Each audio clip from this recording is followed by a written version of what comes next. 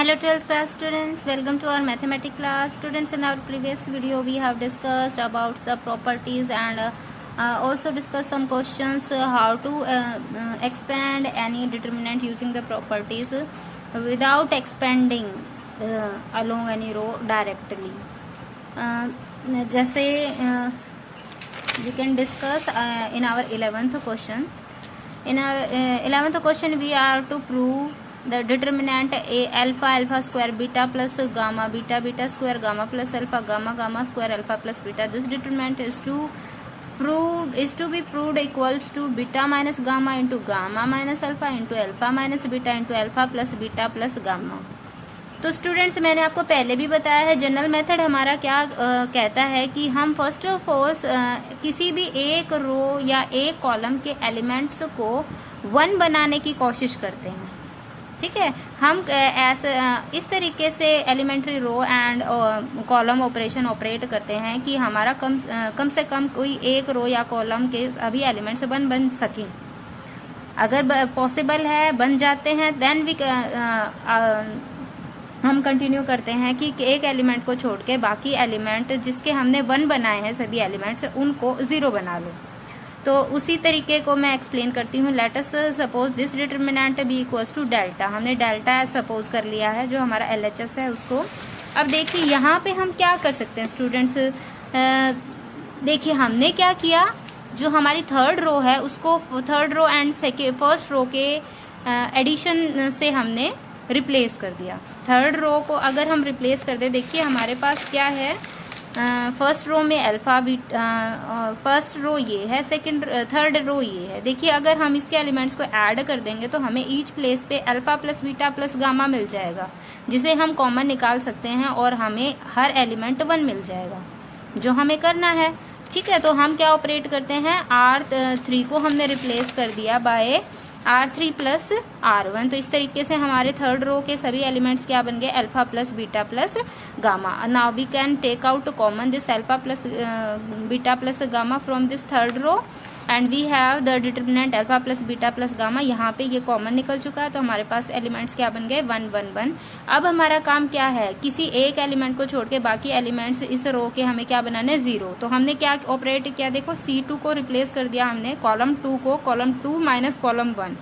मतलब 2 का में को रिप्लेस करना C2 minus C1, that is यहाँ पे हमारा 0 हो जाएगा.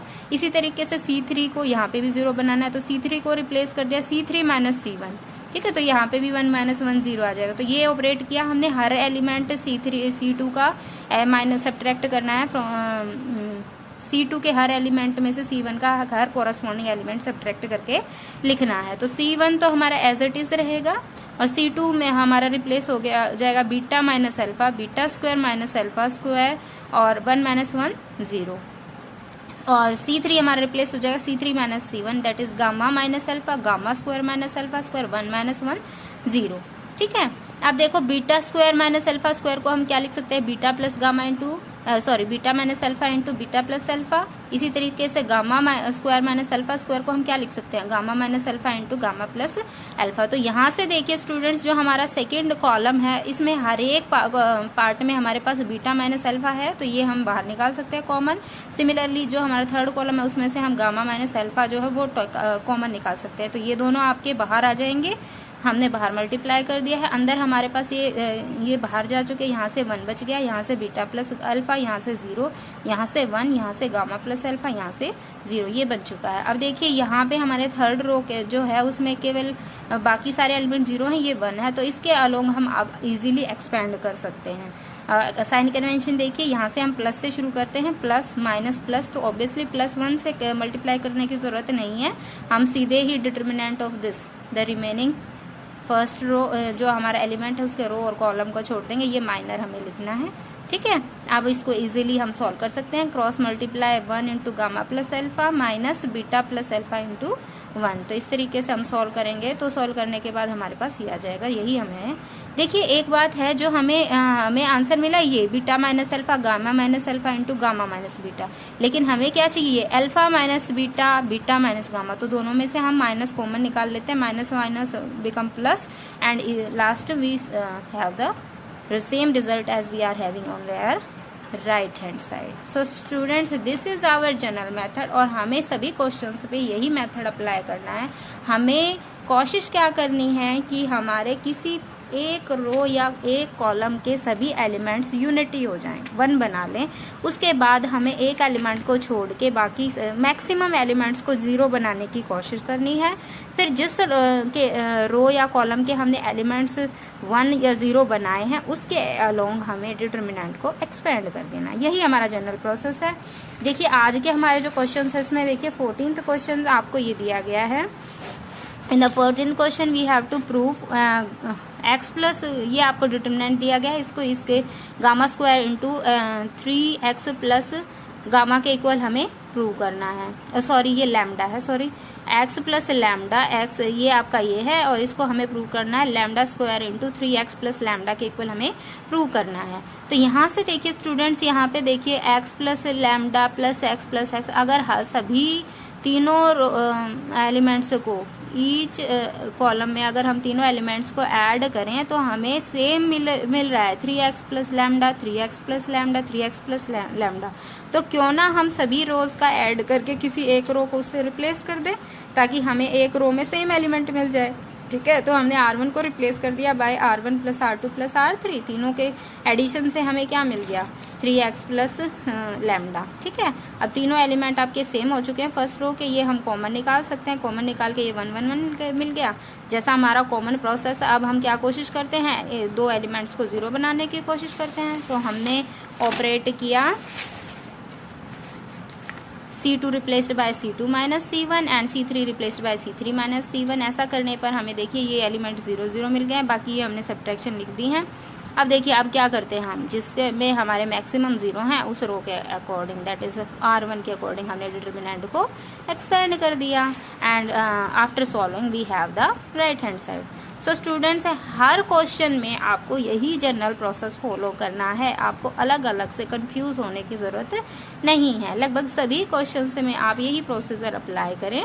ठीक है, आप चाहे ये किसी भी ट्रांसफॉर्मेशन का यूज करके आप करें, कोई भी ऑपरेशन अप्लाई करें, लेकिन हमें क्या लेके बनाना है, कोशिश क्या करनी है कि हमारे किसी एक रो या कॉलम के एलिमेंट्स यूनिटी बन जाएं और फिर मैक्सिमम जीरोज हम उन एलिमेंट्स में बना लेंगे और फिर उस रो या कॉलम के अकॉर्डिंग हम अपने डिटर्मिनेंट को एक्सपेंड कर देंगे।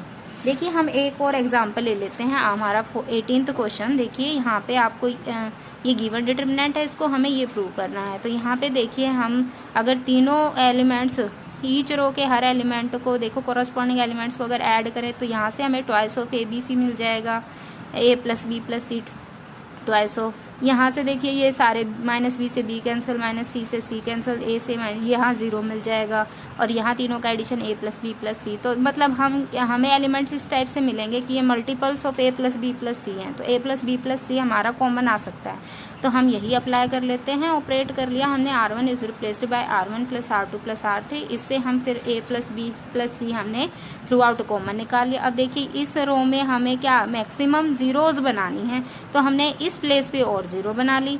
यहाँ पे हमने क्या किया, हमने रिप्लेस कर दिया C1 को, कॉलम 1 को रिप्लेस कर दिया C1 minus twice of C3 का जो 1 है यहाँ पे इसका डबल करके हम इस कॉलम को माइनस कर देते हैं, सब्ट्रैक्ट कर देते हैं फ्रॉम दिस कॉलम और इसी को रिप्लेस कर देते हैं। तो 2 में से 2 सब्ट्रैक्ट होगा, यहाँ 0 हो जाएगा, बाकी भी हमारे सब्ट्रैक्ट हो जाएंगे ट्वाइस होके। तो ये हमारा फर्स्ट कॉलम जो है ये आ गया हमारा C plus A twice of this 2B, A plus B twice of this 2C। ये सब्ट्रैक्ट हो गया, बाकी हमारे सेम रह गए। ठीक है, अब हमें एक्सपेंड किसके अलोंग करना है, जिसमें मैक्सिमम जीरोज हैं, तो R1 के अलोंग हमने एक्सपेंड कर दिया। इस तरीके से जब आप सॉल्व करते चलेंगे, देखिए यहाँ पे हमने आइडेंटिटी भी लगाई है। देखिए यहाँ ये हमारा रिजल्ट ये आ चुका है। सॉल्व करने के बाद जब हमने सारे मल्टीप्लाई करके सॉल्व किए हैं, ऐड किए हैं, तो हमें ये मिल गया रिजल्ट। तो देखिए ये हमने 9th क्लास में आइडेंटिटी की थी, A cube plus B cube plus C cube minus 3ABC। ये ऑलवेज आपका इक्वल्स होता है A plus B plus C into A square plus B square plus C square minus AB minus BC minus CA। तो आपकी यही मिलती जुलती चीज़ आपको दी गई है।